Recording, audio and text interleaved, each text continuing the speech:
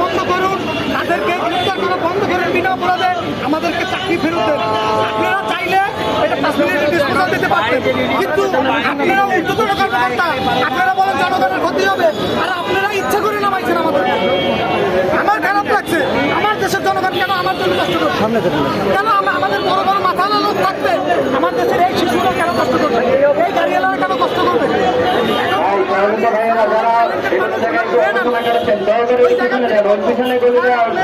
আমাদের যারা তারা এখানে আসবে, তাদের সঙ্গে কথা বলবো, বিষয়টা ডিসকাস করবো, এরপরে আমরা এখান থেকে চলে যাবো।